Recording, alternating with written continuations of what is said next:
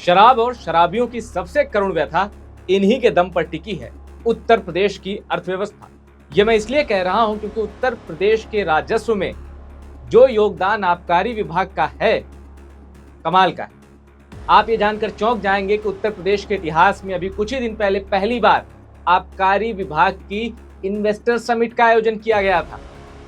उत्तर प्रदेश के कई जिलों में शराब बनाने की फैक्ट्रियां खुलने वाली हैं।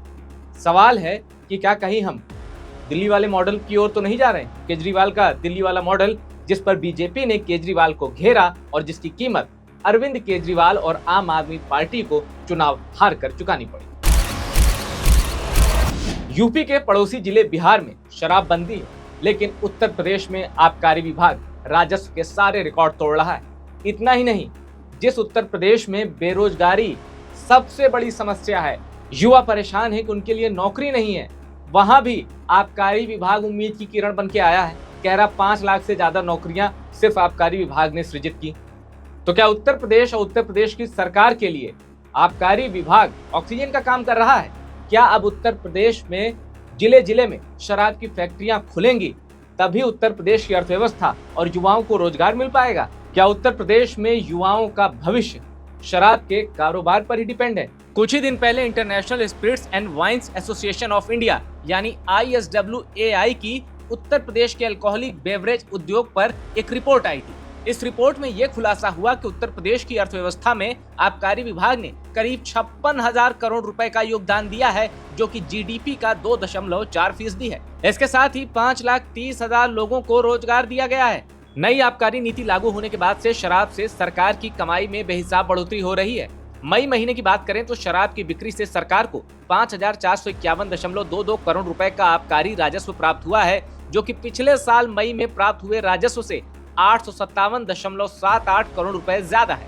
प्रदेश में पहली बार आबकारी विभाग की इन्वेस्टर समिट से मंत्री नितिन अग्रवाल गदगद है। कह रहे हैं 40,000 करोड़ के MOU पर साइन हो चुका है, 8,000 करोड़ जमीन पर आ चुके हैं। खबर तो ये भी आई थी कि इस एक्साइज इन्वेस्टर समिट में 3600 करोड़ रुपए के निवेश प्रस्ताव आए। शराब, बियर और वाइन बनाने वाली कंपनियां उत्तर प्रदेश को हाथों हाथ ले रही हैं। आबकारी मंत्री नितिन अग्रवाल का दावा है कि ये पहला मौका है जब लखनऊ के इंदिरा गांधी प्रतिष्ठान में एक दिन का एक्साइज इन्वेस्टर समिट इसका आयोजन हुआ। इस समिट का उद्घाटन करते हुए आबकारी मंत्री नितिन अग्रवाल ने यह दावा किया कि उत्तर प्रदेश को $1 ट्रिलियन की अर्थव्यवस्था वाला राज्य बनाने में सभी सेक्टर अपना योगदान दे रहे हैं और उसमें एक्साइज सेक्टर भी बड़ा रोल निभा रहा है। यूपी में अल्कोहलिक बेवरेज उद्योग ने वित्तीय साल 2023 और 2024 के दौरान मार्केट रेवेन्यू में 56,000 करोड़ रुपए का योगदान दिया है और ये मैं आपको बता चुका हूं कि ये राज्य की GDP का करीब 2.5% है। यही नहीं, कृषि, मैन्युफैक्चरिंग, पैकेजिंग, टूरिज्म, लॉजिस्टिक्स और रिटेल से जुड़ा होने की वजह से ये उद्योग 5,30,000 लोगों को आजीविका के अवसर भी प्रदान कर चुका है, ऐसा रिपोर्ट में बताया गया है।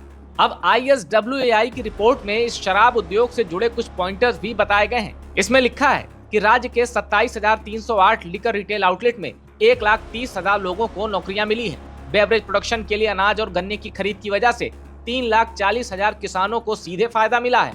ये भी कहा गया है कि ये उद्योग फिरोजाबाद की ग्लास इकोनॉमी को बूस्ट कर रहा है। शहर में कंटेनर ग्लास आउटपुट के 80% हिस्से की खपत बेवरेज सेक्टर में होती है। यानी इस हिसाब से देखा जाए तो योगी आदित्यनाथ की कैबिनेट में जो सबसे अच्छा काम कर रहे हैं, फिर तो वो नाम नितिन अग्रवाल का है, जो आबकारी विभाग जिनके पास है।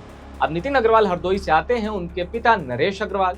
आपको याद होगा एक बार राज्यसभा में नरेश अग्रवाल ने हिंदू देवी देवताओं की तुलना, इनका नाम लेकर कैसे शराब के उत्पादों को जोड़कर एक कविता, एक शायरी बनाई थी, जिस पर बहुत बड़ा बवाल हुआ। अब नितिन अग्रवाल भी धाकड़ नेता रहे, 4 बार विधायक रहे, समाजवादी पार्टी में थे, फिर बीजेपी में आए और अब आबकारी विभाग संभालते हुए रिकॉर्ड तोड़ राजस्व कलेक्शन की बात कर रहे हैं और ये भी कह रहे हैं कि भाई हमने नौकरियां भी बहुत दी हैं। सोचिए, आबकारी विभाग की इन्वेस्टर समिट हो रही है उत्तर प्रदेश में, इतिहास में पहली बार। इस बीच रिपोर्ट ये भी आई है कि आबकारी विभाग का राजस्व भले बढ़ रहा हो, नगर निगम की आमदनी में बड़ी कमी आ रही है। क्या है ये पूरा मामला, ये भी मैं आपको बताता हूँ। लखनऊ में एक अजीब ही कहानी चल रही है। शराब की दुकानों के लाइसेंस पर विवाद हो रहा है। आबकारी विभाग का राजस्व तो बढ़ रहा है, पर नगर निगम की आय घट रही है। कंपोजिट दुकानों के खुलने से ट्रेड लाइसेंस पर मतभेद है। दुकानदार एक लाइसेंस शुल्क देना चाहते हैं, जबकि नगर निगम अलग अलग शुल्क मांग रहा है। इसे आसान भाषा में ऐसे समझिए, देशी शराब, अंग्रेजी शराब, बियर की दुकान और मॉडल शॉप के लिए अलग अलग लाइसेंस शुल्क तय है। नए वित्तीय साल में आबकारी विभाग ने अंग्रेजी शराब और बियर शॉप के लिए कंपोजिट शॉप के नाम से एक लाइसेंस जारी किया है। ये दुकानें खुलने के बाद नगर निगम के टैक्स इंस्पेक्टर बियर और शराब बेचने पर अलग अलग ट्रेड लाइसेंस बनवाने को कह रहे हैं, जबकि दुकानदारों का कहना है कि जब दुकान एक है तो 2 लाइसेंस क्यों बनवाएं। इस विवाद के कारण शराब की दुकानों के ट्रेड लाइसेंस नहीं बन रहे। दुकानदारों का कहना है कि कंपोजिट शॉप के नाम से एक ही लाइसेंस शुल्क देंगे, जबकि नगर निगम के अधिकारी कह रहे हैं कि कंपोजिट दुकानदारों को अलग अलग ट्रेड लाइसेंस देना होगा, वरना जुर्माना लगाया जाएगा। टॉप सीक्रेट की रिपोर्ट पसंद आई हो इसको शेयर करिएगा और टॉप सीक्रेट को सब्सक्राइब जरूर करिए।